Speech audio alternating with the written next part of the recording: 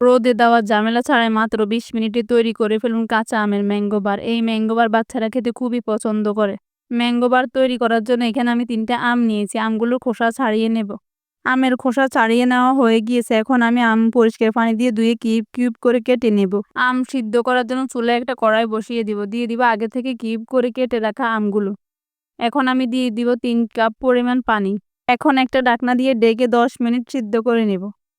আমার আম সিদ্ধ হয়ে গিয়েছে। এইবার আমগুলো ম্যাশ করে নেব। আমার আম ম্যাশ করা হয়ে গিয়েছে। এখন আমি আম থেকে সবগুলো আঁটি উঠিয়ে নিব। আপনারা চাইলে একটা ছাঁকনি দিয়ে আমগুলো ছেলে নিতে পারেন। এখন আমি দিয়ে দিব ২ কাপ চিনি। দিয়ে দিব পরিমাণ মতো লবণ। চিনি আর লবণ আমের সাথে ভালোভাবে মিশিয়ে নেব।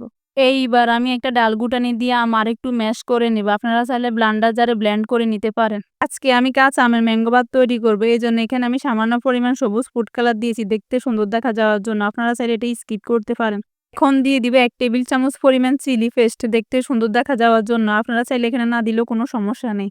এইবার সবকিছু একসাথে ভালোভাবে মিশিয়ে নেব। আমের মিশ্রণ শুকাতে দেওয়ার জন্য এখানে আমি একটা স্টিলের ট্রে নিয়েছি। ট্রের মধ্যে সামান্য কিছু তেল ব্রাশ করে আমি আমের মিশ্রণ নিয়ে নিব। সম্পূর্ণ ট্রের মধ্যে আমি আমের মিশ্রণ ছড়িয়ে দিব তাড়াতাড়ি শুকিয়ে যাওয়ার জন্য। এখানে চিনির পরিমাণ বেশি দেওয়াতে মাত্র ২০ মিনিট ফ্যানের নিচে রাখলে এটা শুকিয়ে যাবে। মাত্র ২০ মিনিটে আমার আমের মিশ্রণ শুকিয়ে গিয়েছে। এখন আমি একটা ছুরি দিয়ে স্লাইস করে কেটে নেব। আপনারা আপনাদের পছন্দ অনুযায়ী কেটে নেবেন।